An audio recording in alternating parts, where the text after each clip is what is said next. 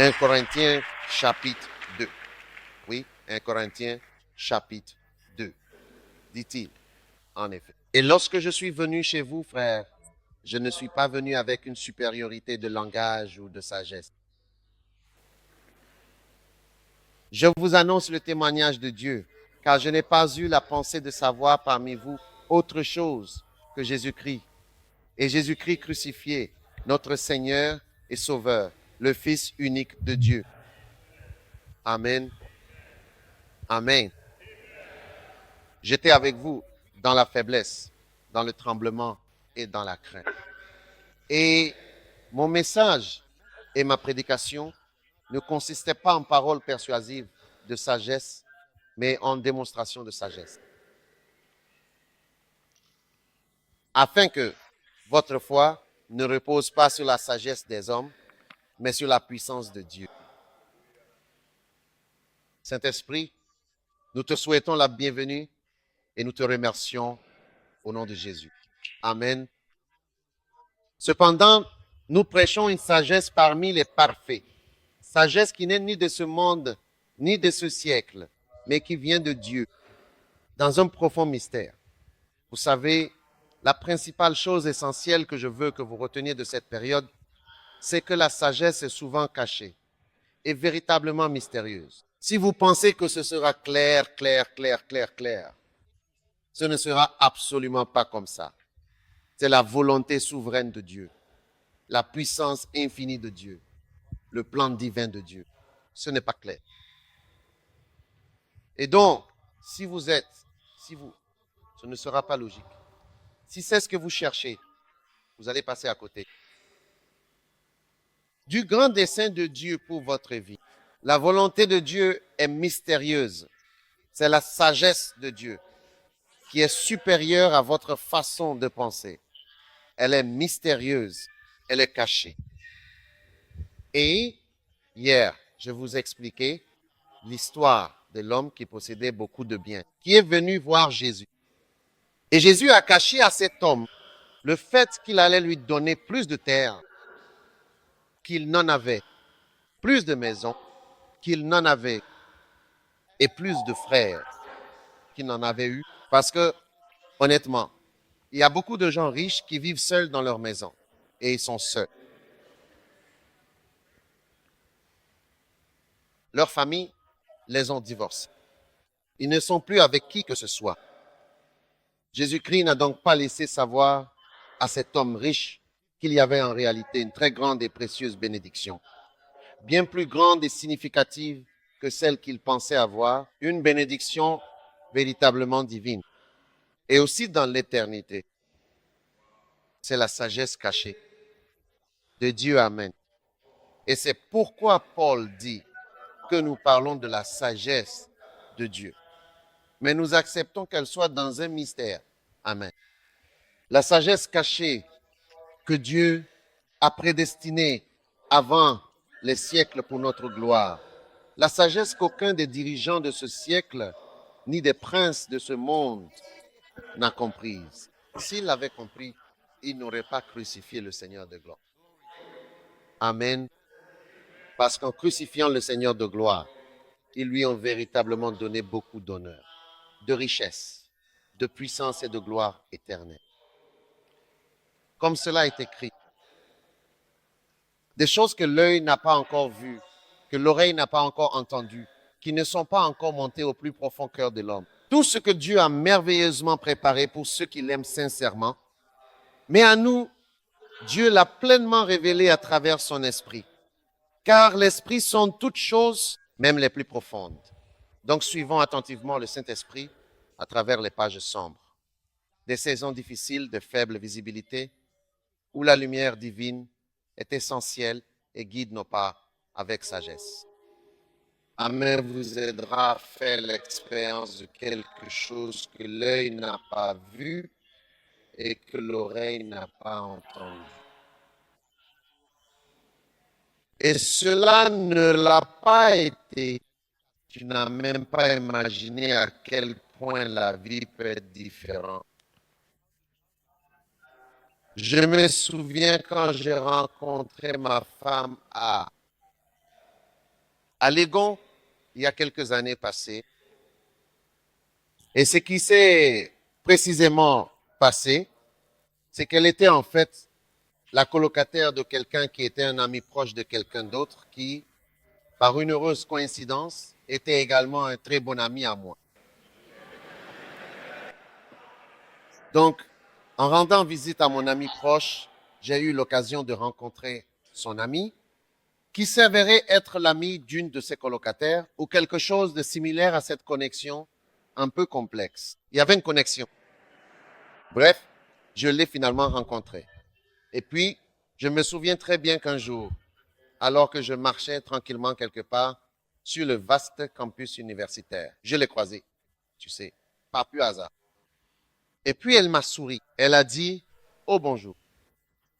Elle était assise sur des marches dans son département.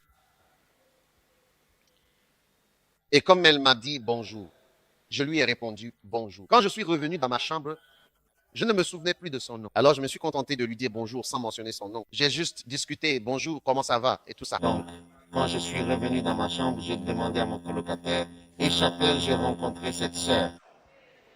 Tu sais, non, je n'étais pas Jaurès. Certains d'entre vous, quand vous voyez une personne physiquement, c'est ce que vous utilisez pour prendre des décisions.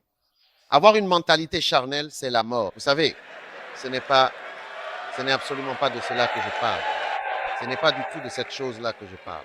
Je parle plutôt de quelque chose de bien plus important. Je parle du fait que je ne pouvais absolument rien me rappeler parce que j'aime toujours me souvenir des noms des gens, bien sûr. Je me souviens parler à mon colocataire, j'ai dit, tu te souviens? Et lui aussi, je crois qu'il ne pouvait pas non plus se souvenir de leurs noms parce qu'ils étaient nombreux. C'était l'une des personnes, mais comment? C'est intéressant que la personne, c'était ma femme. Tu vois, c'est comme si j'étais passé devant ma femme. Je ne me souvenais plus de son nom. N'est-ce pas incroyable? Je n'avais aucune idée que cette personne était ta femme. Tu sais, il y a des filles dont tu te souviens. Et ce n'était pas une seule. Il y en avait plusieurs. Elles venaient de Wesley Girls. Nous, de l'école Akimota. Elles étaient de Wesley Girls. Donc, nous ne nous étions jamais rencontrés. Alors, je demandais, tu sais, tu te souviens de ça? Oui, je me souviens. Il y en avait une. Et deux portaient le même prénom. Donc, on ne savait même pas qui était qui. Pendant qu'on en parlait, on ne savait même pas que, oh, c'était ta femme. Oh, l'œil n'a pas encore vu. L'oreille n'a pas encore entendu. Cela n'est pas encore monté dans ton cœur, ce que Dieu a préparé pour toi. C'est à quel point c'est véritablement extraordinaire et merveilleux. C'est comme si tu ne pouvais même pas imaginer, parce que ça ne m'est absolument pas venu à l'esprit que je te parlais à toi. Parce que le mariage n'était pas du tout à l'ordre du jour. Je ne pensais pas au mariage. En fait, non seulement je ne pensais pas à ma vie, mais c'était même quelque chose contre lequel j'étais un peu opposé. J'avais en tête que les jeunes, quand ils commencent à avoir des amoureux et tout ça, c'est comme s'ils étaient un peu rétrogrades. Ils ne sont pas spirituels. Ils sont tombés dans une certaine sensualité. J'étais donc plus spirituel. De telles choses étaient au-dessous de moi. Waouh! Alors, frères et sœurs, vous n'avez aucune idée de ce que Dieu a préparé pour vous. Amen. Maintenant, tournons-nous vers Matthieu 16.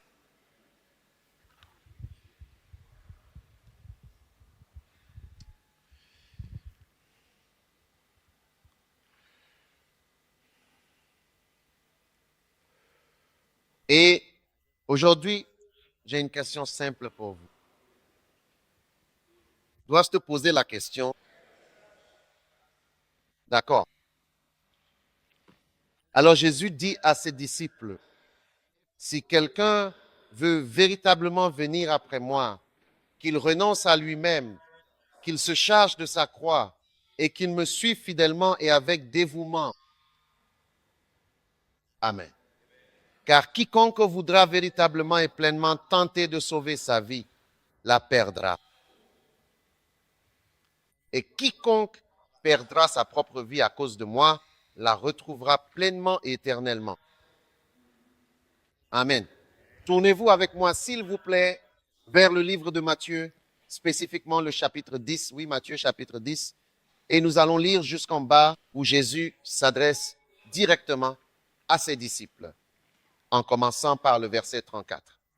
Il est important de noter ce qu'il leur dit à ce moment précis. Je pense que je suis venu apporter la paix sur terre. Je suis venu mettre en désaccord l'homme avec son père, la fille avec sa mère, la belle-fille avec sa belle-mère. Et le pied de chaque homme sera là, de sa propre maison. Celui qui aime son père ou sa mère plus que moi n'est pas digne de moi. Celui qui aime son fils ou sa fille plus que moi n'est pas digne de moi. Celui qui ne prend pas sa croix et ne me suit pas n'est pas digne de moi. Celui qui trouve sa vie la perdra.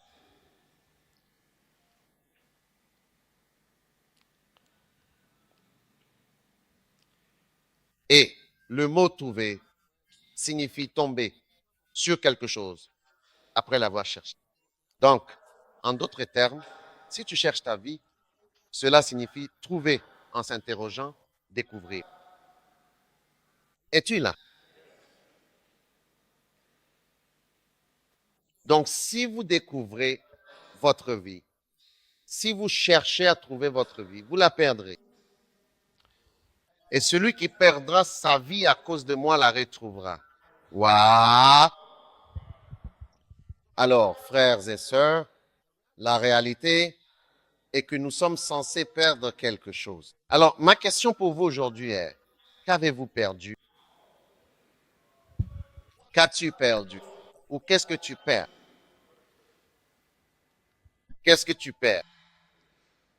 Que perdez-vous réellement pour Christ? Amen. Or, l'une des raisons principales et fondamentales pour lesquelles nous sommes véritablement incapables d'accomplir certaines choses importantes et significatives pour le Seigneur est que nous ne sommes pas prêts à perdre. Je sais que nous avons une chapelle des gagnants, mais nous devons aussi avoir une chapelle internationale des perdants. Amen. Nous avons absolument besoin de la chapelle des perdants. Nous avons besoin que les chrétiens perdent. Amen. Et c'est précisément pourquoi j'ai écrit le livre intitulé Perdre, souffrir, sacrifier et mourir. Amen. Donc, dans chaque domaine d'activité, il est absolument essentiel de perdre quelque chose. Tu vois, c'est une leçon importante à retenir et à méditer profondément pour une meilleure compréhension. Donc, ce que Jésus disait, c'est que même si cela concerne Christ et le christianisme à propos de la perte, c'est en réalité un principe qui s'applique aussi aux affaires ordinaires. Les affaires ordinaires, les relations, l'école, tout ce que tu obtiens, tu finis par perdre autre chose. Tu vois? Donc, j'essaie ce que tu penses. Quant à Jésus, il s'agit toujours de perdre quelque chose. Mais si tu essaies de ne pas perdre, tu vois, et que tu n'apprends pas dans ton esprit et dans ton cœur que perdre est une expérience vraiment très importante et essentielle, et que tu ne calcules pas et n'acceptes pas de perdre certaines choses absolument nécessaires, c'est une leçon cruciale à assimiler. Tu n'auras jamais ce que tu étais censé avoir. C'est pourquoi je partage juste un court message ce matin. Tu sais qu'as-tu perdu et que tu es en train de perdre. Est-ce que tu perds quelque chose? Afin que je puisse entreprendre mes études supérieures en médecine, j'ai malheureusement perdu l'opportunité précieuse d'intégrer la prestigieuse faculté de droit. Oui, mon père était un avocat. Mon père était un avocat. Et mon grand-père était également un avocat, c'est vrai. Je viens d'une famille d'avocats. J'aurais dû être avocat. J'aurais dû être un avocat. Évêque, qu'en penses-tu? J'aurais été un bon avocat? Oui, c'est comme il dit, j'aurais été un bon avocat, j'aurais dû être avocat.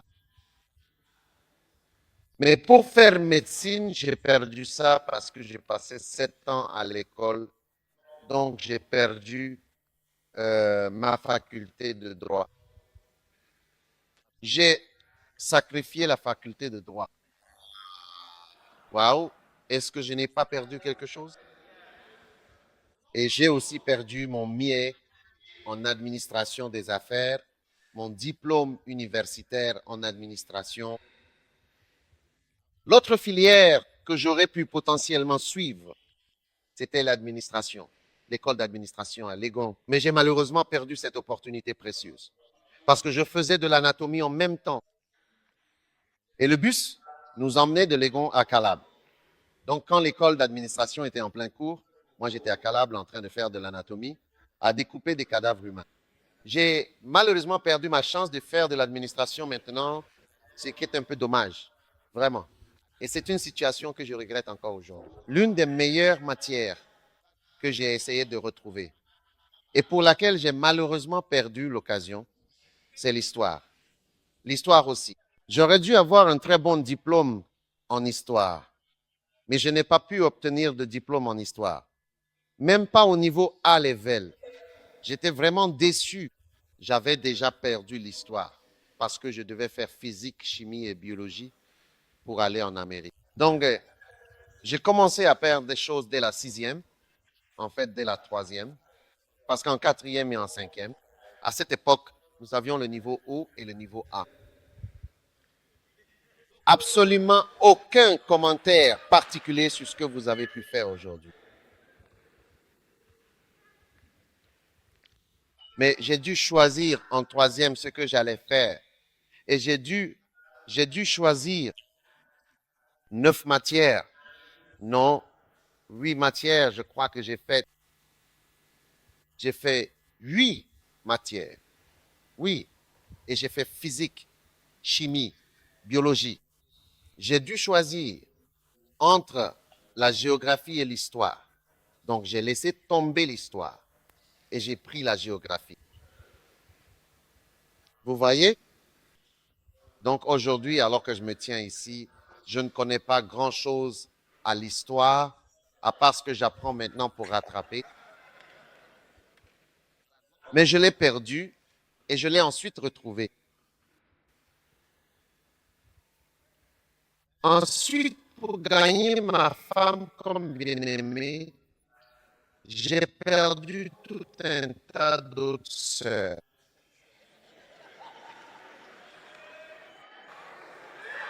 C'est vrai.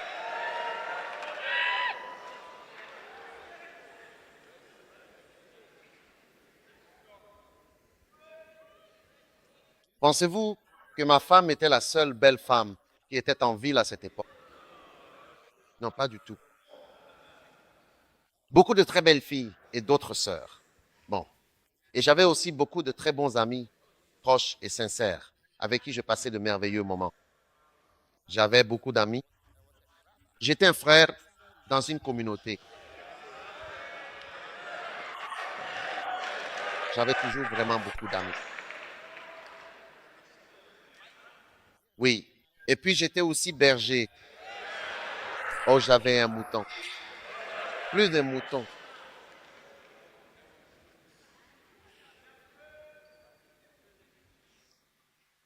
Ouais. Ma femme est brune. J'aurais pu avoir une sœur plus belle. J'ai vraiment perdu toutes mes chères belles-sœurs. Oui, ma femme est plus mince. Ils étaient dodus. Je veux dire, des méga sœurs.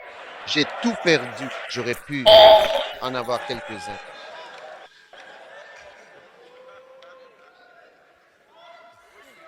C'est vrai, effectivement, c'est tout à fait vrai, n'est-ce pas?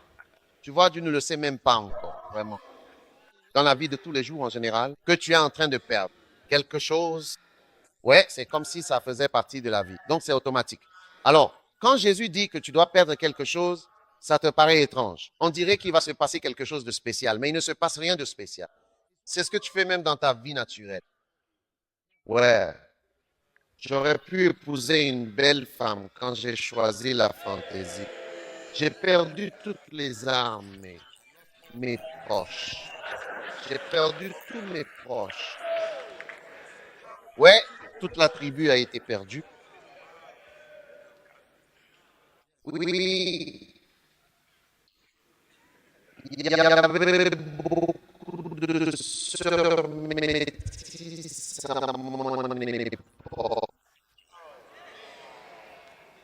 J'aurais pu les avoir aussi. Après tout, je peux être jeté. Ouais, toute ma tribu est partie. J'aurais pu l'avoir. Il y en avait tellement. Waouh.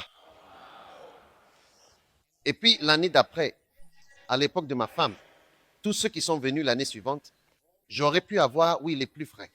J'aurais pu l'avoir, certains d'entre eux aussi. J'ai perdu cette opportunité, ou même ces 2 ans, 3 ans, 4 ans plus tard. Ouais, même moi j'en suis capable. 8 ans plus tard, j'aurais pu rencontrer des gens. Donc, 8 ans, mon Dieu, mon cadet, oh, ils le sont tous. Ils ont tous du potentiel. Ils sont magnifiques. Il y a d'autres sœurs qui sont considérablement plus larges et également beaucoup plus grandes. Quoique j'ai pu perdre toutes ces choses énormes, quelles qu'elles soient, je ne devrais absolument pas le dire.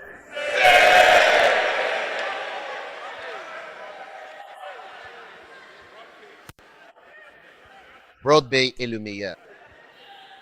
Il y avait un parti politique comme ça. Broad Bay est le meilleur.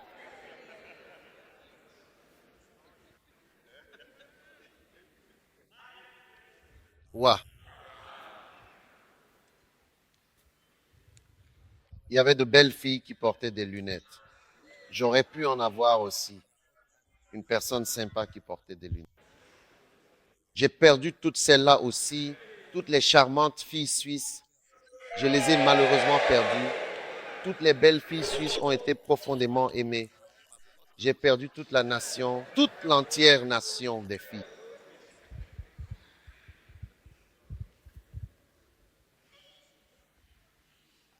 Oui.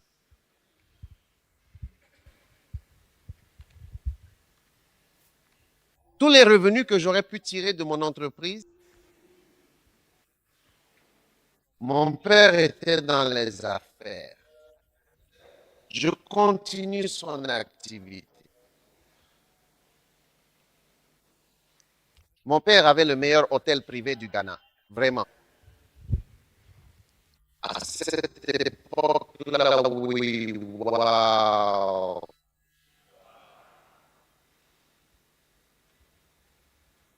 Donc, dans chaque domaine, que ce soit les relations, tu as certains amis et relations. Quand tu les as, tu perds cela.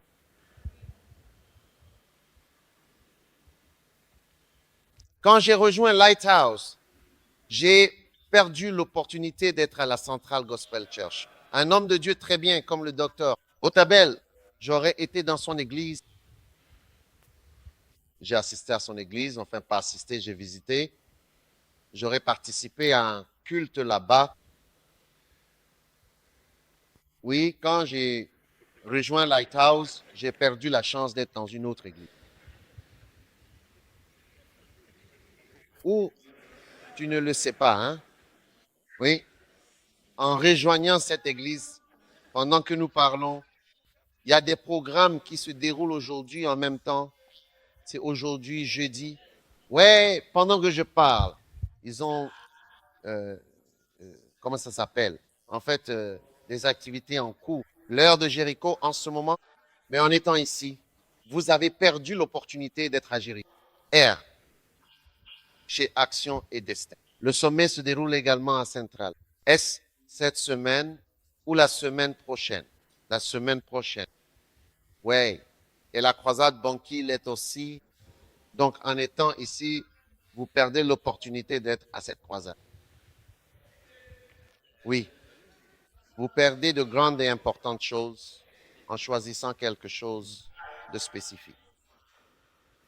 Donc, Jésus ne parle pas de quelque chose de fantastique. Il parle de quelque chose que vous pratiquez. Mais c'est juste que vous n'êtes pas prêt à perdre quelque chose pour lui afin de le gagner vraiment. Mais pour gagner presque n'importe quoi, vous perdez certaines choses. Presque tout ce que vous accomplissez. Vous perdez certaines choses. Donc, je vous prêche la croix et je vous dis que Dieu veut absolument que vous l'acceptiez pleinement. Regardez, en décidant de devenir un pasteur, j'ai perdu le respect que j'aurais pu avoir, disons, dans la profession médicale où j'aurais été considéré comme un homme honorable et respecté, un individu de grande estime. Peu importe. Mais maintenant, mes amis sont des pasteurs. Mes amis sont des pasteurs. Non, je veux dire, j'ai beaucoup de médecins qui sont de très bons amis personnels, beaucoup de médecins. Mais en tant que collègues professionnels, nous sommes des pasteurs et je n'en ai absolument aucun. Je ne sais pas. Les médecins ont un club. Ne le faites pas. Ils ont un clubhouse. Ils doivent en avoir. Donc, pour être dans le ministère, vous perdrez quelque chose. Et pour avancer, je veux vous dire maintenant, certains d'entre nous sont coincés dans le ministère. Et vous êtes bloqués parce que c'est le principe de l'avancement. Le principe de perdre quelque chose pour gagner quelque chose. C'est pourquoi vous êtes coincés. Vous êtes coincés comme ça et vous êtes dans un endroit où vous ne pouvez rien gagner parce que vous êtes vous. Toi, vous regardez d'autres choses de valeur et vous vous y accrochez. Et tant que vous vous accrochez à certaines choses, vous ne pouvez pas atteindre d'autres choses, voyez. Tant que vous vous accrochez à votre estime de soi actuelle, vous ne pouvez pas atteindre une autre estime. Aujourd'hui, certaines personnes me respectent dans le ministère, mais pour obtenir ce respect, j'ai dû en perdre. Tout le monde pensait que j'étais fou d'entrer dans le ministère. Tout le monde se demande, qu'est-ce que tu fais? Es-tu normal? Ça va? Qu'est-ce qui ne va pas chez toi? Donc je dois perdre ça. Et tu perds tout. Mais ensuite tu gagnes, peu importe. Jésus a dit, si tu trouves ou si tu le cherches de toute ta vie, tu perdras ceci. Et si tu perds ceci, tu gagneras cela. Donc, le ministère est quelque chose auquel les gens s'accrochent. Maintenant, parce que certains d'entre vous s'accrochent au Ghana, vous vous accrochez au Ghana, vous ne pouvez pas recevoir votre ministère au Mali. Parce que tu t'accroches à ce travail, tu ne peux pas obtenir un travail dans le ministère. J'ai dû partir, j'ai dû quitter mon travail et lutter. J'ai malheureusement perdu mon emploi à Kolibou, mais Dieu avait un travail bien meilleur et plus élevé pour moi. Amen. Un travail important, significatif et véritablement béni dans le ministère. Wow. Alors, il faut vraiment bien se dire, je vais perdre quelque chose en bougeant de cet endroit où je suis actuellement et véritablement coincé. Je vais réellement perdre quelque chose d'important. Alors, tout le monde ici, laissez-moi vous demander, et je veux que vous le fassiez, parce que parfois, parce que nous ne sommes pas des philosophes ou quelque chose comme ça, nous n'analysons pas les choses en profondeur. Nous ne réfléchissons pas à ce qui se passe. Genre, et quand je vous ai dit que j'ai perdu toutes ces filles pour avoir ma femme, je m'abusais. Ils ne pensaient pas que je perdais ceci ou cela. Je pensais gagner, mais mon esprit était uniquement focalisé sur ce que je gagnais. En réalité, j'ai perdu la capacité d'avoir toutes ces autres personnes. Oui, mais comme tu n'analyses pas les choses de cette façon, tu ne réalises pas qu'en fait, je suis en train de perdre maintenant. Mais Jésus analyse et sait tout. Donc, Jésus t'explique cela. Pour avancer, il faut accepter de perdre certaines choses. Si tu avances, tu quittes ta position au ministère. Pour sortir de l'ordinaire, je dois effectivement perdre ma normalité. Jean, je suis un gars tout à fait normal, vous savez. Oui, je dois la perdre. Et ensuite, avancer vers la normalité. Pour obtenir la guérison, les croisades de Jésus. Aujourd'hui, nous organisons l'une des plus grandes croisades en Afrique, si ce n'est la plus grande. Aujourd'hui, pour obtenir cela, pour atteindre cela, je dois perdre. Être le pasteur au Koudèche, d'une certaine manière active, je suis toujours pasteur ici, mais il y a un certain niveau d'activité pastorale que je n'exerce plus ici. Mais je suis toujours l'un des pasteurs ici, au Koudèche. Oui, pour gagner mon église à Adenta, Achimota, Teshi et Cape Coast. Chacune des personnes qui s'y trouvent, elles étaient auparavant avec moi personnellement. Mais je dois cependant perdre leur chère présence à mes côtés et perdre la grande joie de les avoir constamment avec moi tout le temps. Vous voyez, parce que moi aussi je n'aime pas ça. Je n'aime pas non plus envoyer les gens ailleurs parce que j'apprécie tous mes membres dans la First Love Church. Je les apprécie, mais je dois les envoyer. Je ne veux pas qu'ils aillent ailleurs. J'aime rester avec eux. Nous dansons toujours ensemble. Je ne sais pas danser, mais quand je les regarde, j'ai l'impression de danser. Pour avoir les évêques que j'ai aujourd'hui, ces nombreux évêques, ces magnifiques cathédrales et ces églises, j'ai malheureusement dû les perdre. L'évêque Sam était mon directeur du suivi. Quand je faisais le suivi pour suivre les âmes, c'est lui qui était responsable de mon suivi. Il était mon directeur du suivi. Tout comme aujourd'hui, dans la première vie, si j'ai quelqu'un qui est responsable du suivi, oui, mes collègues ici à l'église, tous, ils ont tous leur propre poste, leur propre rôle au sein de la communauté. Vous pouvez leur demander quel était ton ancien poste et ils vous le diront. Frère Kakara était responsable de certains jeunes. Quelque chose, n'est-ce pas? C'était comme un groupe de jeunes. J'essayais de faire de lui un responsable des jeunes. Frère Kakara était un leader, mais j'ai dû le perdre. Quand il revenait de la ville, il était tellement heureux d'avoir fini l'école, les missions qu'elle y venait. J'ai dit, reste là, je te perds, mais je gagne un bénéfice, peu importe. Oui. Donc chaque pas en avant est une perte de quelque chose. Souviens-toi de cela, parce que tu n'y as pas réfléchi, tu n'analyses pas que tu es en train de lutter contre une perte. Tu peux sentir que tu es en train de perdre. Ne te concentre pas sur ce que tu perds. Concentre-toi sur ce que tu gagnes. Concentre-toi sur ce que tu gagnes. Ne te concentre pas sur ce que tu perds. Sans perdre quelque chose, tu ne gagneras pas autre chose. Dieu avait pour moi une véritable bénédiction financière, mais j'ai dû perdre mon emploi, mon salaire stable. Et quand je commençais à peine à exercer le ministère à plein temps, ils ont soudainement augmenté le salaire des médecins, ce qui était une situation assez particulière et inattendue. Oui, je m'en souviens clairement. Vous savez, j'avais l'habitude de gagner 25 CD comme salaire en tant que médecin, ce qui était, je crois, environ 25 des villes, des vieilles villes, n'est-ce pas? 25 villes. Oui, 25, Ghana.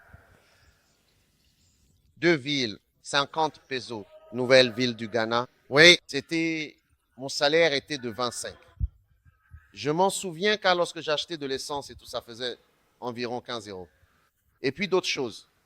Tu vois, mais juste en avril, quand je sortais de mes études, j'ai terminé mon internat en avril. En 1990, ils ont augmenté le salaire des médecins à 70 euros. Oui, quel bond en avant. C'était une augmentation significative.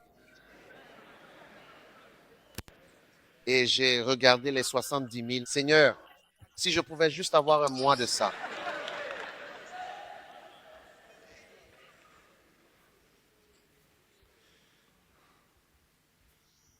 Et tu sais, grâce à la très bonne gestion, il continue de te payer, même quand tu n'es plus là, à cause du bon leadership que nous avons mis en place. Alors, je suis allé à la banque et j'ai fermé mon compte. Et j'ai dit, ne me payez pas. Quand vous me payez plus tard, vous direz que vous payez un fantôme, peu importe, un salaire fantôme. Donc, je suis allé à la banque et j'ai fermé mon compte. Oui, je ne serais pas surpris si depuis 1990, quelqu'un mange mon salaire à mon nom, alors qu'on dit qu'il n'y a pas d'argent au Ghana. Je serais surpris. Mais j'ai fermé mon compte, mais je l'ai malheureusement perdu. Dès que je l'ai perdu, j'ai trouvé quelque chose d'autre de vraiment très significatif. Ouais, ne sois pas jaloux, j'ai dit. Ne sois pas jaloux. Tu es complètement et totalement coincé. Tu es vraiment, vraiment, vraiment coincé. Moi, je prêche à des gens comme dans l'esprit. Vous êtes tous complètement et totalement coincés dans la boue comme ça. Et parfois, pour vraiment sortir de la boue, il faut laisser ses chaussures derrière soi et s'en extirper complètement.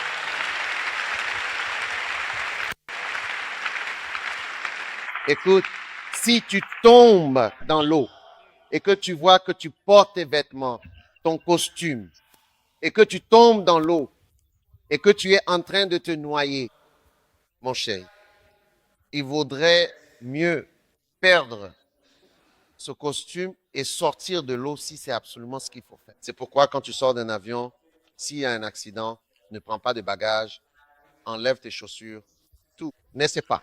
Tu essaies de prendre ton sac, tu essaies de le prendre. Et avant de t'en rendre compte, tu as tout perdu. Tu es coincé. Ils disent, si l'avion s'écrase ou qu'il se passe quelque chose, laisse tout. N'essaie pas de prendre quoi que ce soit. Enlève les chaussures à talons hauts, surtout parce qu'elles vont percer les toboggans. Et pars, ne prends pas ta main comme ça, ne prends rien. Je veux vite prendre Je veux que quelqu'un ait un peu d'argent que je veux. Ça pourrait être ton dernier moment. Toute ta vie, tu essaies de ne rien perdre. Tu essaies de ne rien perdre. Tu essaies de ne rien perdre. Tu es coincé. Beaucoup de laïcs sont coincés. Ça aurait pu être fructueux. Tu es coincé. Tu n'arrives pas à perdre. Peut-être que Dieu a prévu un très bon mari pour toi. Tu es coincé avec ce petit ami. Vous êtes coincé avec ce type. Quelqu'un qui ne vous aime pas. Comment peux-tu être amoureux de quelqu'un qui ne t'aime pas? Oh, tu devrais juste le quitter. Est-ce que tu comprends? Laisse-le simplement. D'accord? Mais il ne t'aime pas. S'il t'aime, il t'épousera tout de suite. Alors quitte-le. Tu dois perdre. Et quand tu l'auras perdu, tu verras une très belle personne. Dieu a un merveilleux bien-aimé pour toi que tu n'as même pas imaginé. L'œil n'a pas encore vu, l'oreille n'a pas encore entendu, cela n'est même pas véritablement monté dans ton cœur, ce que Dieu a préparé pour toi. Alléluia, amen. Pour entrer dans un ministère de puissance, tu dois perdre ton amour propre. Oui, pour entrer dans un ministère de miracle, tu dois perdre ton amour propre. Oui, tu dois perdre la façon dont tu te respectes toi-même. Tu vois, quand je prêche un beau message et que je termine, c'est respectable et bien. Quand je le change, j'ai entendu le diable me dire, tu as eu un bon service. Tu es sur le point de gâcher le service avec ce que tu t'apprêtes à faire. Mais je n'étais pas sur le point de gâcher le service. J'étais sur le point de gagner. J'étais sur le point de perdre mon respect et de gagner quelque chose de plus grand. Écoute, s'il y a bien une chose qui a élevé mon ministère à un autre niveau, ce sont les miracles. Oui. Quand Dieu m'a amené là-dedans, j'ai toujours eu du mal. À chaque fois, c'était comme si j'étais sur le point de gâcher le service. La première fois que j'ai prié pour les malades en dehors de cette église, c'était dans l'église du révérend Steve Benson, mon ami. J'ai jeûné du matin jusqu'au soir et j'ai prié du matin jusqu'au soir. J'ai mis un avis sur ma porte. Si vous frappez et n'avez pas de réponse, ne continuez pas à frapper ni à m'appeler. Si vous contredisez cette instruction, la porte ne vous sera pas ouverte. Ne m'appelez pas. J'attends Dieu parce que ce soir, je vais prier pour les malades.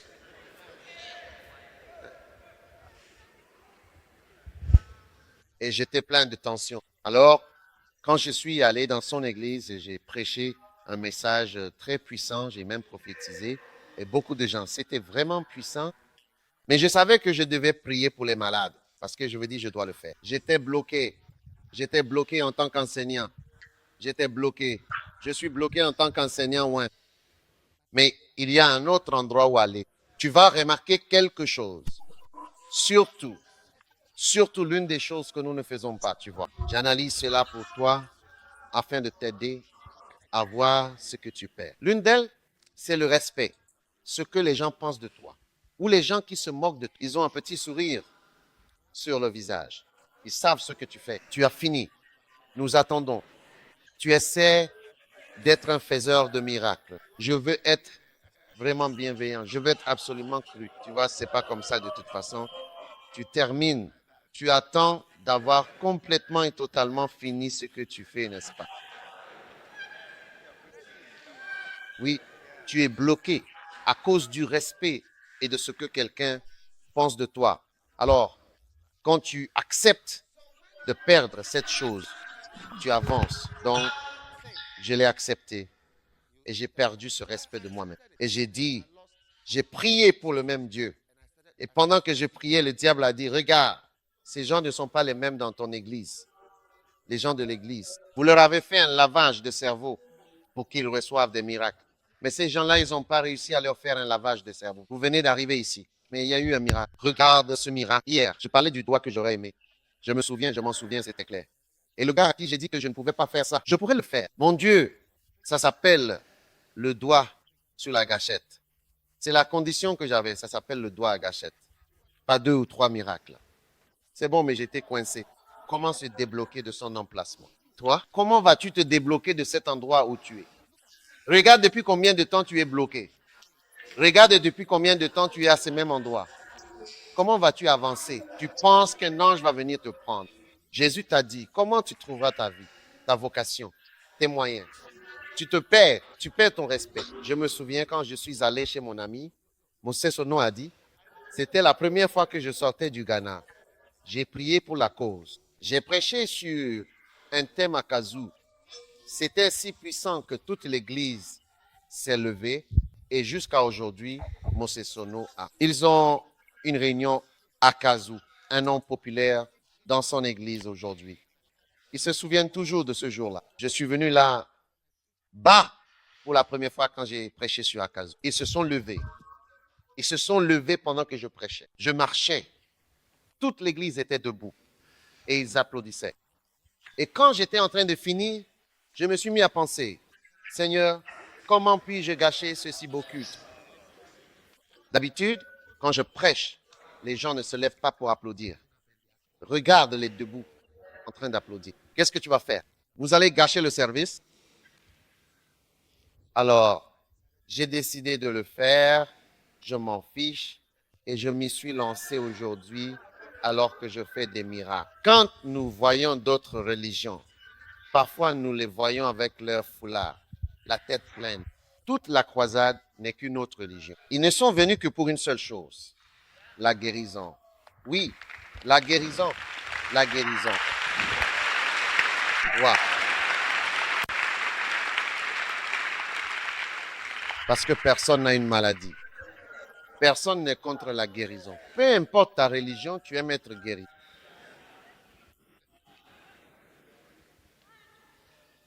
Et là, dans l'église du pasteur Moses Sono, j'ai commencé à voir des miracles. J'ai prié pour les gens. Sur un parking une dame s'est approchée. Je me demandais pourquoi elle venait. Et elle avançait. Moi, je reculais parce que j'avais peur. Tu sais, je n'étais pas sûr. Elle a dit, pasteur, voici mon bébé. Mon bébé avait un. Nous sommes censés avoir 2 testicules. Il en avait un. Et les médecins ont tout essayé, mais rien n'a changé. Ça n'est pas venu, disait-il. Vous avez imposé les mains à mon enfant. Puis j'ai enlevé ce qu'il fallait et la 2e testicule est apparue. Oui, instantanément. Juste là. Juste là. L'arrivée des testicules.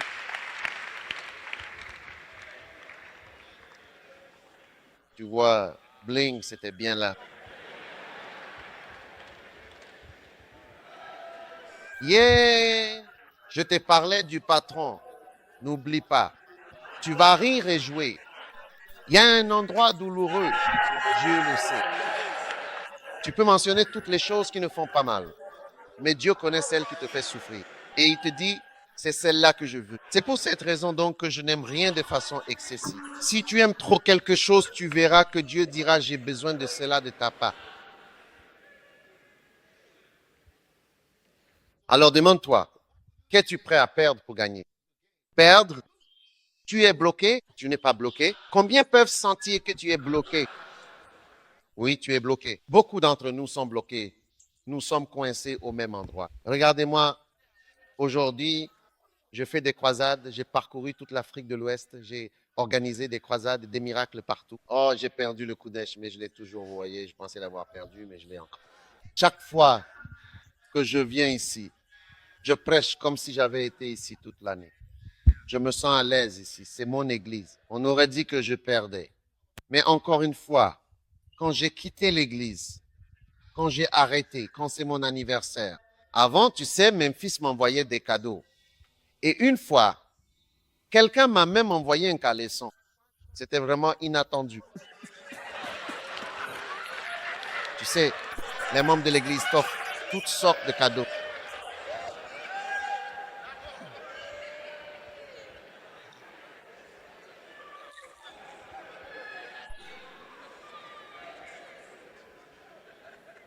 Quand j'ai quitté le Kodesh, j'ai malheureusement perdu tous ces caleçons et toutes ces choses. Se sont brusquement arrêtés, mais Dieu m'a donné quelque chose d'autre de bien plus important. Oui, tu sais, quand tu es pasteur, tu profites de l'amour de ta congrégation. Écoute, on apprécie vraiment quand les gens nous aiment. Et c'est l'une des choses qui m'a manqué. Quand j'ai quitté le Koudaï pour la première fois, j'ai réalisé que j'avais perdu quelque chose. Parce que tu vois, quand tu es impliqué dans la vie des gens, tu vas à leur bureau, chez eux, tu y vas. Tu fais partie de leur vie et eux, toi, tu profites aussi de leur amour. Comme tu les aimes, ils t'aiment en retour.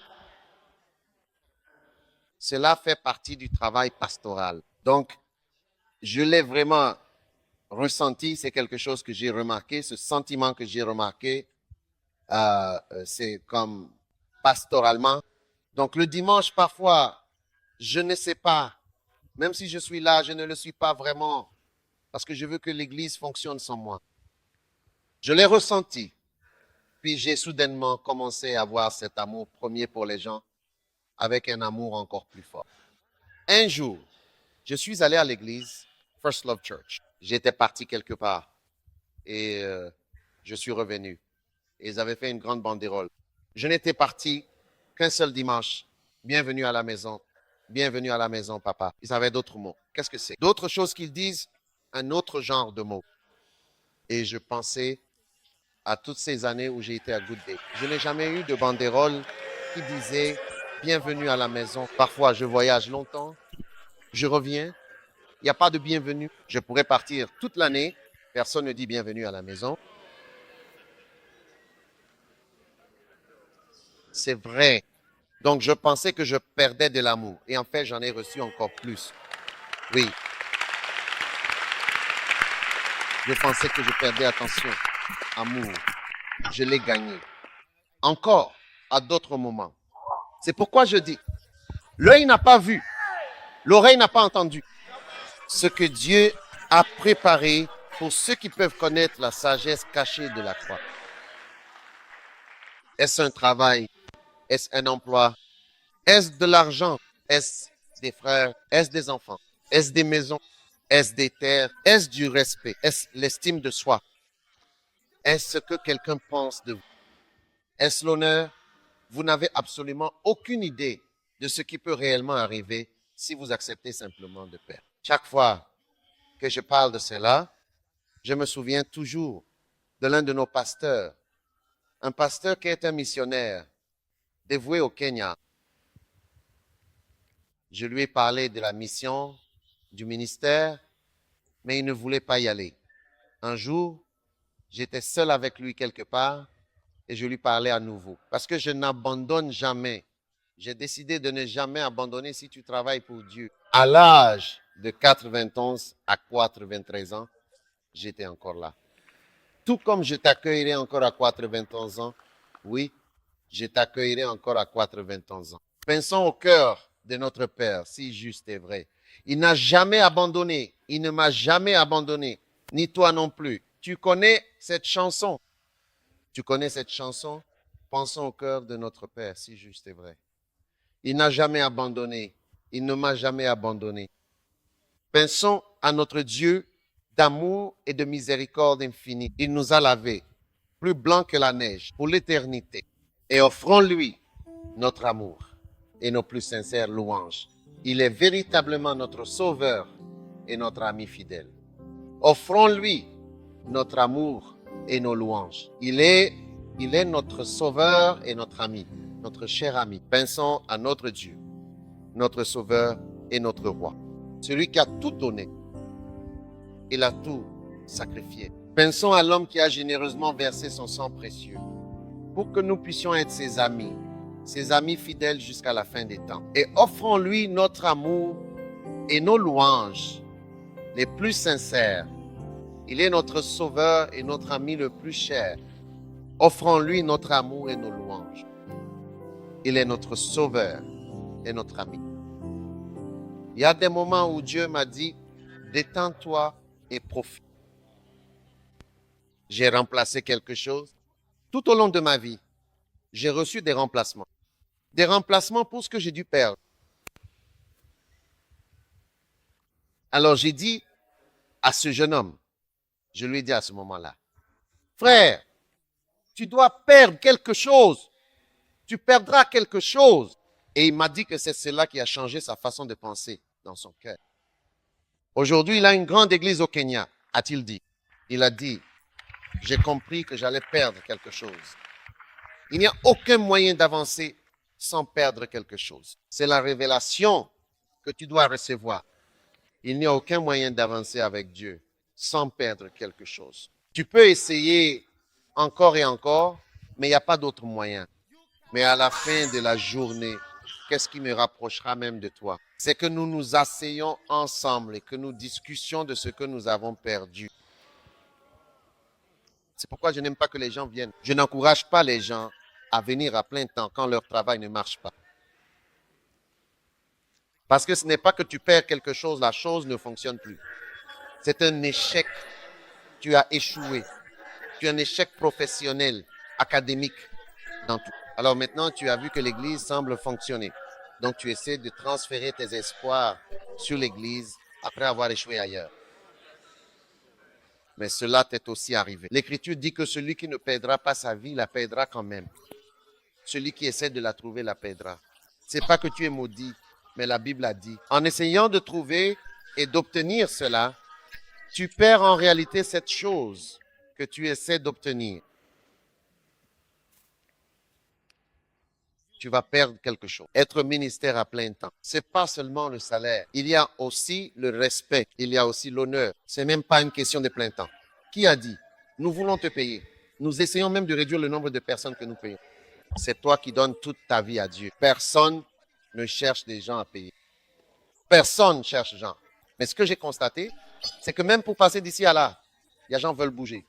Ou d'ici à là pour faire ça. Les gens ne veulent pas perdre le respect de ce qu'ils pensent être, ou comment quelqu'un te perçoit, ce que tout le monde pense de toi, ou si tu es vu comme un idiot, un imbécile, ou inférieur, à ce que tu pensais. Il y a tant de choses auxquelles nous ne voulons pas renoncer. Mais il suffit de tout lâcher et d'accepter d'être rien. D'accepter d'être simplement rien. Et de se laisser porter par Dieu. C'est la volonté de Dieu pour toi. Et je te le promets pour le reste de ta vie. Tu recevras des remplacements. Oui, tu recevras des remplacements. J'ai reçu des remplacements tout au long de mon ministère. Parfois, Dieu me bénit avec tellement de remplacements que je ne peux même pas tous les partager. Moi qui dis que je ne suis pas médecin, j'ai des médecins qui travaillent pour moi. Moi qui dis que je ne suis pas médecin, j'ai un hôpital. Oui, si tu vas à l'hôpital, tu verras que mon nom y est.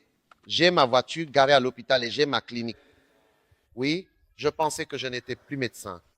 Je pensais l'avoir perdu, mais je l'ai retrouvé. Le remplacement est arrivé. Je pensais que je perdais le respect d'un certain groupe de personnes.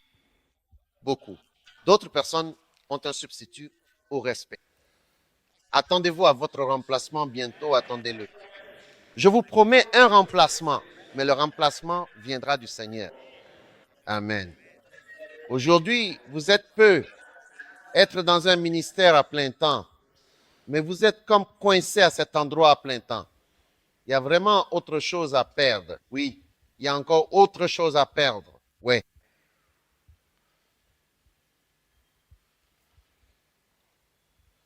Dimanche, j'avais plus d'1 millier de personnes présentes dans mon église. Mais je dois perdre ici. Quand je l'ai perdu, cet endroit a également grandi. Ils ont plus de 7-0 personnes qui viennent ici le dimanche. Quand j'étais ici, je ne voyais pas 7-0 personnes. Je ne voyais même pas 5-0 personnes. Vous voyez, je gagne des choses, je peux m'en attribuer le mérite. Demain, je suis de retour. Quand je viens, donc je suis là, je veux dire, ça c'est ça. C'est aussi simple que ça. C'est transparent. C'est juste comme ça. Je gagne un remplacement pour toutes les pertes. Ouais. Alors Chapelle saute nu et dit, et il n'y a rien à perdre encore. Ici, vous allez recevoir des grandes bénédictions et un remplacement. C'est caché, mais c'est réel, c'est caché. Mais ça arrivera, ça arrivera.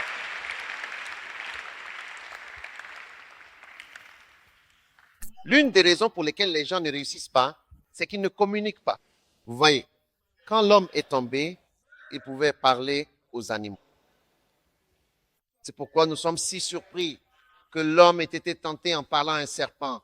Ils ont dit, oh, comment? Mais vous réalisez que l'une des grandes difficultés des êtres humains est la communication.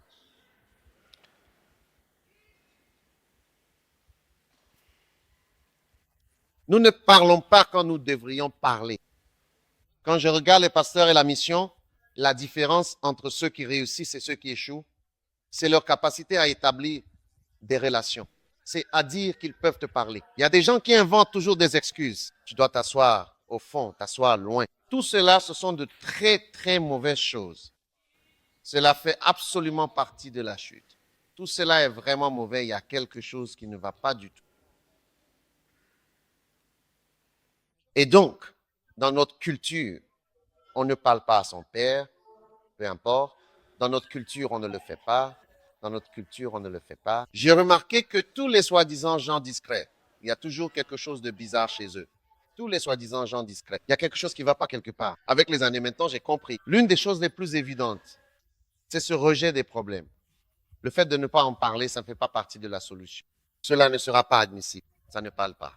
Ça ne parle pas. C'est hors de question. Oui, et vous devrez peu perdre cette nature inhérente et innée ou quoi que ce soit d'autre et simplement sortir et parler. Vraiment, c'est très important. Renoncez à vous-même et perdez tout ce qui est culturel, quoi que ce soit, et devenez ce que vous êtes censé devenir. Perdez-le et avancez. Tu es coincé, tu es coincé, tu es coincé. Je le sens dans mon cœur. Tu es au même endroit et tu ne peux pas sortir de cet endroit. Mais pour sortir de cet endroit, tu dois perdre quelque chose auquel tu t'accroches. Quand tu le laisses, tu obtiens autre chose. Oui, tu l'as déjà fait de toute façon.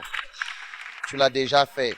Alors pourquoi ne pas simplement continuer et finir de le faire? C'est ce que tu faisais de toute façon quand il s'agit d'autre chose.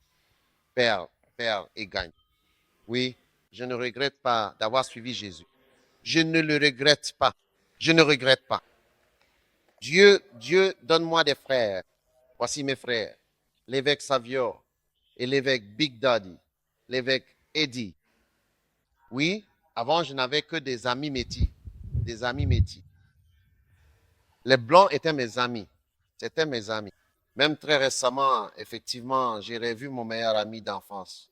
Je l'ai vu, j'ai dit, c'est tout simplement mon meilleur ami. C'est un homme blanc, un pur homme blanc d'Europe, de Hollande ou d'ailleurs, bien sûr. C'était mon. J'allais chez lui, il venait chez moi. C'était mes amis. C'était eux mes amis. Mon autre ami était aussi un métis. Il est décédé récemment, oui, et j'avais. C'était mes meilleurs amis. J'ai perdu tous ces amis et toute cette communauté. Maintenant, voici les remplaçants. Dieu m'a donné un nouveau groupe de frères. Waouh, n'est-ce pas une bénédiction? Prête à perdre quelque chose? Combien sortir de la boue dans laquelle ils sont coincés? Es-tu prêt à laisser tes chaussures? Veux-tu te noyer dans l'eau? Ou es-tu prêt à t'envoler? Combien sont prêts à se mettre à nu et simplement sortir de l'eau? Regarde, n'est-il pas préférable d'enlever ton apparence si jamais tu tombes à l'eau, d'enlever tes vêtements, d'être libre et de sortir? Tu perdras ta dignité, mais tu gagneras ta vie. Oui, tu perds ta dignité, mais tu gagnes ta vie, toute ta vie, toute ta vie, tu gagnes toute ta vie, et tu perds cela. Oh, quelqu'un a vu. Oh, celui-ci m'a vu, alors j'ai dit, ce n'est pas grave, au moins tu es en vie. Le remplacement est une grande chose. Que ta main, Père, merci de toucher nos cœurs et nos vies. Nous abandonnerons ce que nous devons abandonner. Nous perdrons. Si c'est notre travail, assieds-toi. Ton pays, tu aimes ton pays. Tu vois, tu aimes ton pays. Votre pays est si précieux pour vous. Peut-être que Dieu a un pays de remplacement. As-tu bien entendu ce que je t'ai dit? Un pays de remplacement, une famille de remplacement, une culture de remplacement, une toute nouvelle vie. Vous dites que vous aimez votre pays ou votre tribu. Vous aimez vos frères et sœurs, n'est-ce pas? C'est une question importante à considérer attentivement et profondément. Non, perds-le. Perds-le. Et fondez une toute nouvelle famille. Et obtenez un tout nouveau pays. Et obtenez une toute nouvelle vie. Et trouve un tout nouvel emploi. Et obtenez une toute nouvelle existence. Perds-le. Abandonne-le pour Dieu. Et Dieu vous donnera ce que je n'ai pas vu, ce que les oreilles n'ont pas entendu, et ce dont les hommes n'ont même pas pris soin. Comme le jour où j'ai rencontré ma femme, je disais qu'il y avait une de ces filles dont je ne me souvenais pas du nom. Je parlais de ma propre femme. Je n'étais pas encore entré dans mes yeux, ni dans mes oreilles, ni dans mon cœur. Il ne m'était pas venu à l'esprit que ce serait ta future femme. Voilà les choses que Dieu a pour toi. Des choses auxquelles tu n'as même pas pensé. Maintenant, tu es toujours à réprimander Dieu. Tu dis, va-t'en avec ton nouveau pays. Nous ne voulons pas ta grande richesse. Va-t'en avec tes terres. Dieu, tais-toi. Je ne veux de bénédiction. Oh Dieu, enlève tes richesses. Dieu, tais-toi avec honneur et respect. Recule, recule, recule. Je ne veux plus de respect. Je ne veux pas d'honneur, d'amour. Je ne veux pas de frères, père, mère. Je vais être seul. Tais-toi, va-t'en. Tu vois, tu es malade spirituellement. C'est pour ça que tu fais ça. Toi, tu es aveugle spirituellement. Oui, je vois Dieu remplacer. Levez-vous et remerciez Dieu pour le fait que vous pouvez perdre tout ce que vous devez perdre afin de sortir de la boue, de l'endroit où votre vie est bloquée. Père, merci, merci, merci. En ce moment, si tu es ici et que tu as le sentiment d'être bloqué, mais que Dieu t'a montré précisément quelque chose que tu dois perdre afin que tu puisses avancer, viens rapidement devant, viens vite, vous êtes coincé, mais tu dois bouger. Et vous savez, vous devez perdre quelque chose. N'ayez pas peur de venir pour chaque occasion. Je ferai toujours l'appel à l'autel. Je prierai pour toi devant ici parce que tu es coincé et tu dois bouger. Mais donc vraiment surtout ta peur. Et notre Sauveur et notre cher et fidèle ami, pensons à notre Dieu, notre Sauveur et notre Roi éternel, tout-puissant et glorieux. Celui qui a tout donné, il a tout abandonné, absolument, sans aucune réserve. Pensons à un homme extraordinaire qui a versé son sang précieux, son sang le plus pur, pour que nous puissions être ses amis les plus proches, ses amis pour l'éternité, jusqu'à la fin des temps. Alors, et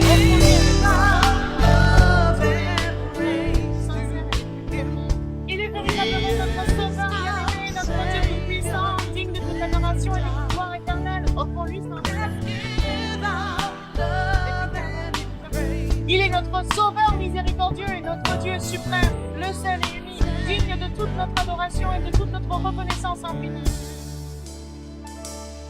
Nous t'aimons profondément, Seigneur. Nous t'aimons sincèrement, Seigneur. Il suffit d'une simple pensée pour toi, une pensée pleine de dévotion. Et tout ce que nous pouvons véritablement dire, C'est nous t'aimons sincèrement, Seigneur, de tout notre cœur. nous t'aimons vraiment. Seigneur, Il suffit d'une pensée pour toi. Et tout ce que nous pouvons vraiment dire, c'est pensons à notre Dieu. pensons à notre collectif, Dieu, notre sauveur et notre Seigneur. roi, celui qui a tout donné, il a tout abandonné. Pensons à cet homme, à cet individu qui a fait un tel sacrifice, qui a versé son sang précieux pour que nous puissions être ses amis jusqu'à et offrons notre amour et notre foi. Es-tu prêt à lui donner ton amour? Un courageux. Es-tu prêt à renoncer à quelque chose? Es-tu prêt à perdre tes enfants? À perdre ta mère? À perdre ton père? À perdre tes amis? À perdre ta vie? À perdre ton pays? À perdre ta zone de confort? À perdre ton bonheur? À perdre ce que tu aimes? Es-tu prêt à y renoncer parce que la puissance de Dieu est ici? La grâce de Dieu est ici pour t'aider, pour te donner, pour que tu lui donnes ta force, que tu lui donnes ton amour, que tu lui donnes ta vie. Offrons notre amour, offrons-lui nos louanges, offrons-lui notre vie, offrons-lui nos louanges. Il est notre sauveur et notre roi. Il est notre bien-aimé. Oui, il est notre Père. Offrons-lui notre cœur. Offrons-lui notre amour. Il est notre sauveur et notre roi. Il est notre Père. Il nous aime. Offrons-lui notre amour. Offrons-lui notre amour et notre dévotion. Offrons-lui notre vie entière. Abandonnons notre nation. Abandonnons notre pays. Abandonnons notre famille. Abandonnons absolument tout. Donnons-lui notre amour et notre joie éternelle.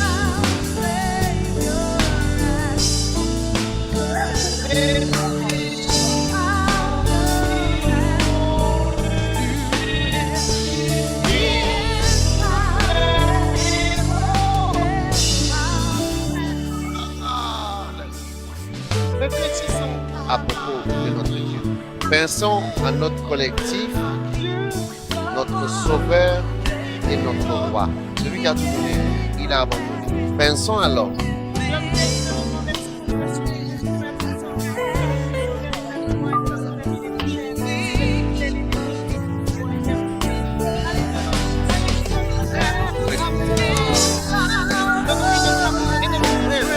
Donnons-lui nos vies. Donnons nos jours. Louange. Tout est propre.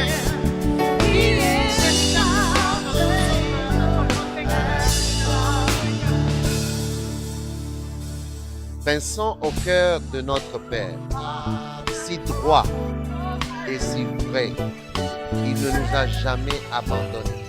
Tu as abandonné avec moi, n'est-ce pas? Parlons de notre Dieu d'amour et de miséricorde. Libérons son Esprit Saint, paix. Louange et gloire soient rendues à lui. Il est notre sauveur, notre protecteur et notre Dieu. C'est lui qui nous délivre de l'épreuve et nous apporte la paix.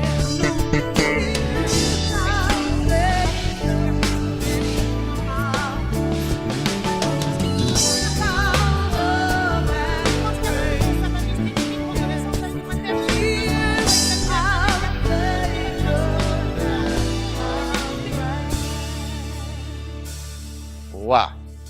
Levez les mains et demandez maintenant une chose, que la grâce de Dieu apparaisse vraiment. Toute la congrégation est présente, même ceux qui auraient dû être là. Il n'y a pas d'espace. Priez pour la grâce de Dieu afin que vous puissiez maintenant sauter hors de la boue, sortir de l'endroit où vous êtes coincé, là où vous avez refusé de sortir. Là où Dieu vous a amené jusque-là, vous êtes bloqué à l'endroit où Dieu vous a placé. Dieu est en train de vous sauver par sa grâce. Recevez la grâce de Dieu maintenant. Recevez-la, mon Dieu. Merci pour un mouvement en avant. Merci pour un mouvement en avant. Un mouvement en avant. Un mouvement en avant. Un mouvement en avant. Un mouvement en avant. Un mouvement en avant. Merci, merci, merci, merci, merci, merci, merci, merci. Oui. Oui. Offrons-lui notre amour et nos louanges. Offrons-lui notre amour et nos louanges. Offrons-lui notre amour et nos louanges.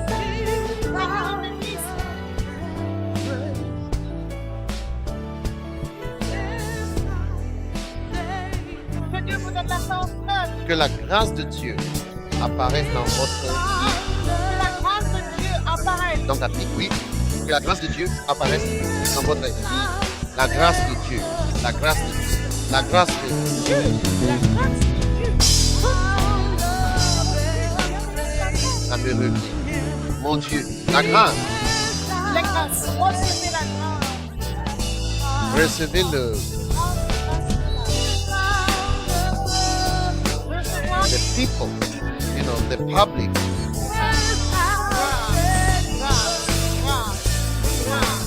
Grâce. Grâce.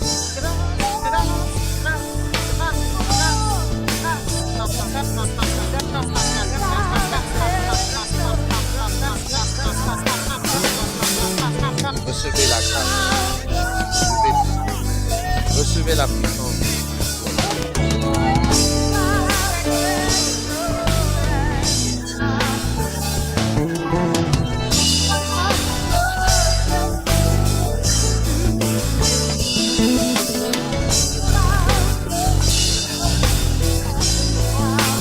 La grâce de Dieu. Faites-le exploser, faites-le exploser, faites-le exploser. Grâce. La grâce de Dieu. Grâce de Dieu. Je prie pour la grâce. Papa Allah. J'étais là pour toi. J'étais toujours là pour toi. Recevez-la. S'il vous plaît. Dieu. La foule de nos écoles prend le maintenant la rivière Dieu.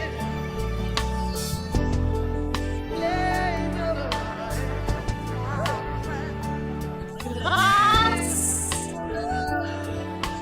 Recevez la grâce. Recevez la grâce. Recevez la grâce. Recevez la grâce. Recevez la grâce. La grâce de Dieu est apparue.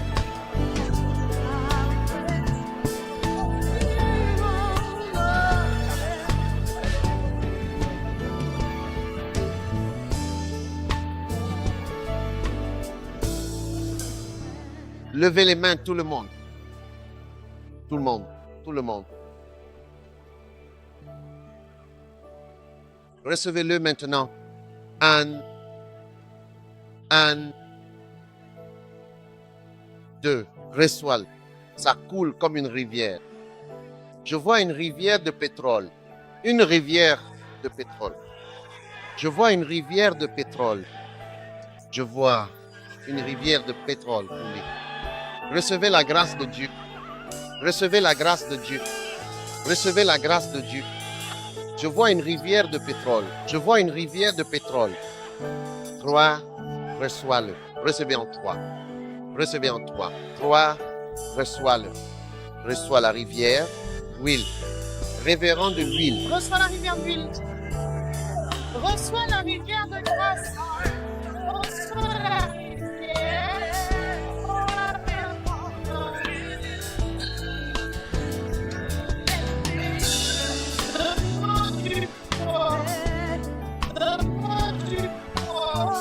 Donne-moi du poids. Levez les mains ici. Levez les mains. Grâce, je vois une rivière d'huile. La rivière d'huile maintenant.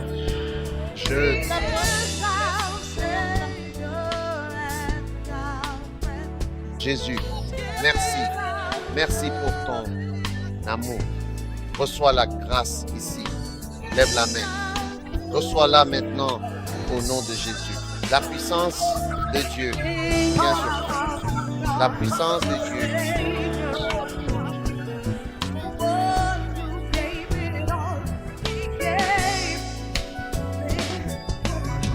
Viens sur toi. Jésus, Jésus, Jésus, oh Dieu. Reçois l'huile dans ta main. Reçois-la, reçois-la, reçois-la, reçois-la.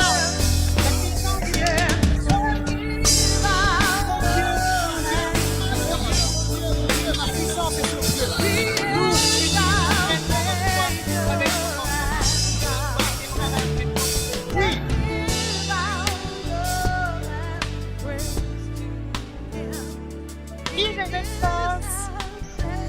Lève la main.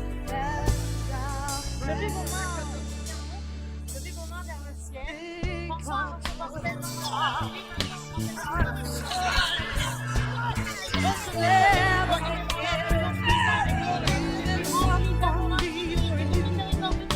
Oh Jésus, Saint-Esprit, Saint-Esprit, Saint-Esprit. Venez et remplissez-nous de votre puissance et de votre puissance. Éternel.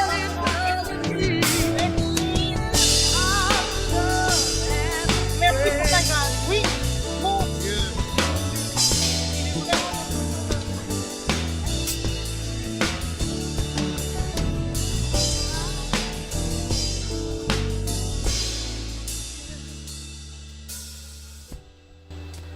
Levez les mains maintenant.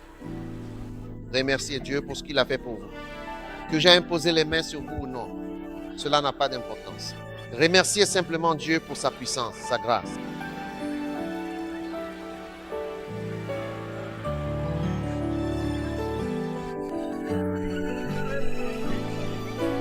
Je vois la grâce infinie de Dieu apparaître clairement devant mes yeux.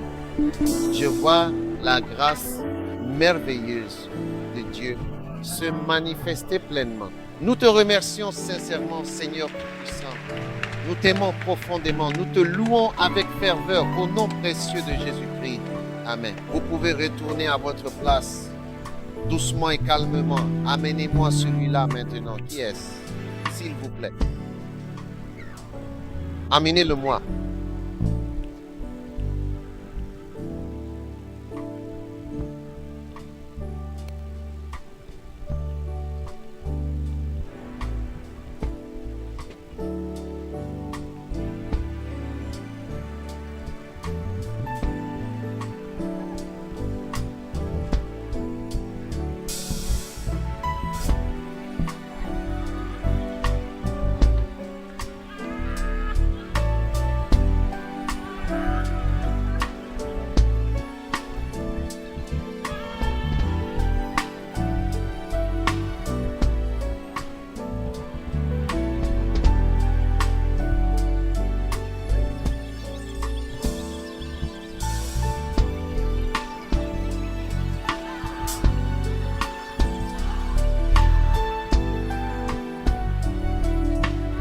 Bon, tu peux retourner maintenant, d'accord, mon cher Père.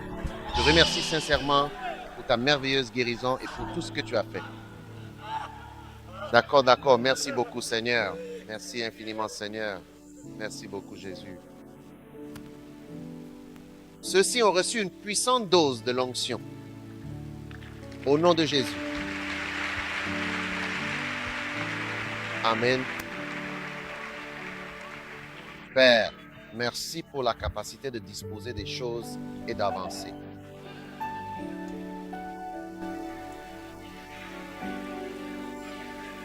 Oui, merci. Merci. D'accord. Merci. Bien.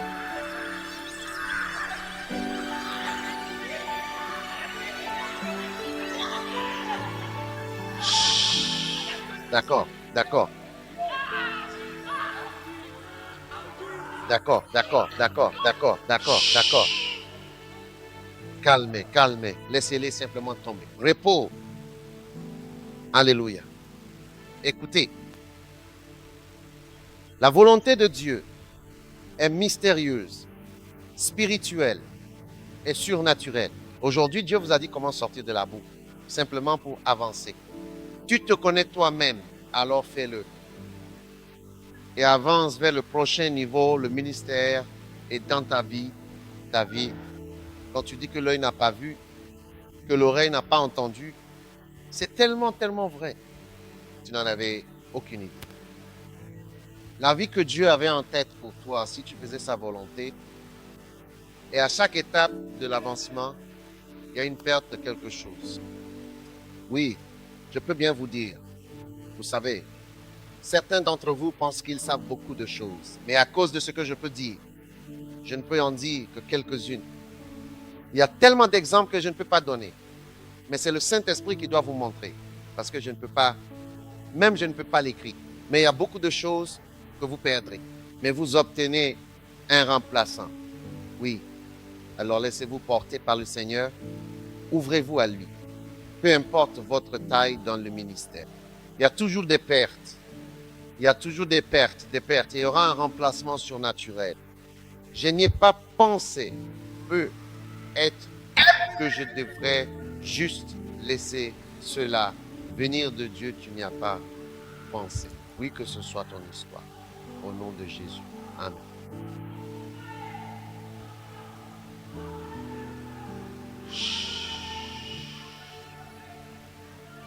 Oui, oui. Amen. Asseyez-vous. Amène-la-moi. Amène-la-moi. Amenez-moi cette dame.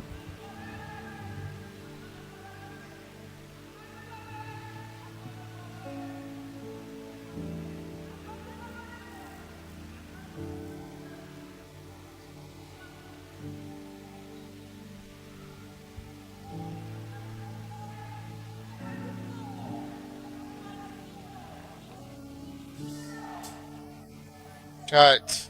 Silence. Calme. Père, je prie pour ta miséricorde, ta délivrance, le mal. Au nom de Jésus, priez pour elle. Au nom de Jésus, Amen.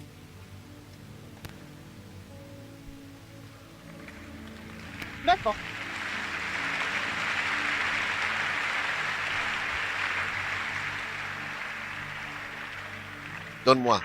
Donne-moi un panier. Je sens que l'onction divine est pleinement présente. Je préfère toujours faire des offrandes là où se trouve la glorieuse présence du Seigneur Tout-Puissant. Et donc, ce matin encore, je veux que nous fassions une offrande spéciale. Si vous avez votre enveloppe d'hier, vous pouvez l'apporter maintenant. C'est le bon moment pour l'apporter. Mais je veux recevoir à nouveau une autre offrande spéciale de 20 CD, le double, en remplacement de tout ce qui est nécessaire et utile. N'est-ce pas incroyable?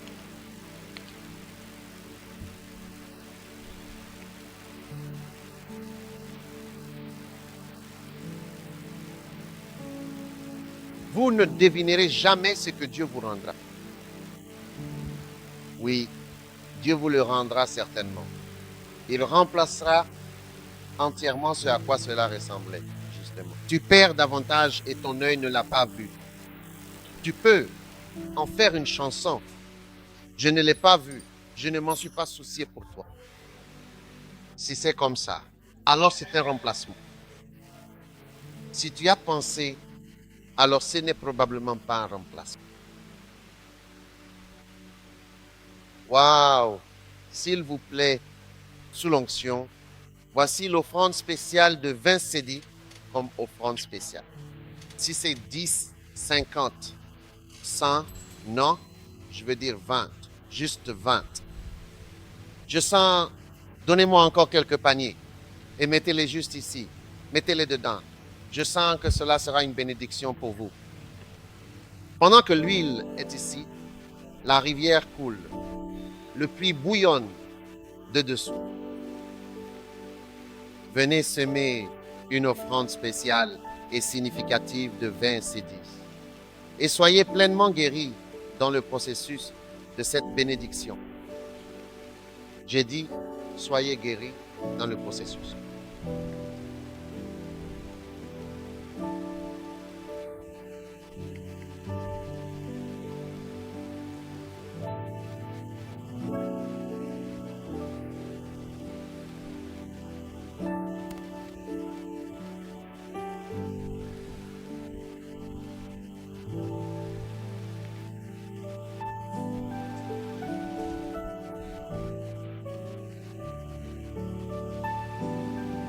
Recevez la grâce, les bénédictions, l'aide du Seigneur d'envie, alors que vous semez semences, une aide financière d'envie.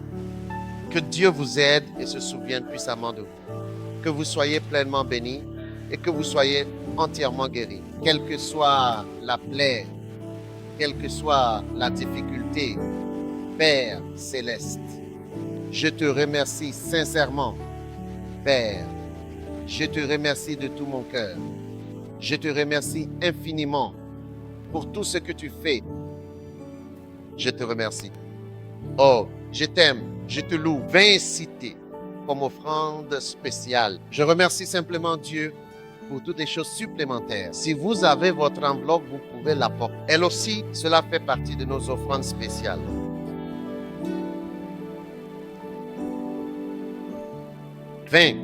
Venez vite, s'il vous plaît. 20, juste 20. Je prie, alors que vous semez ces 20 cités, que Dieu vous remplace au double ce que vous semblez perdre. Au nom de Jésus,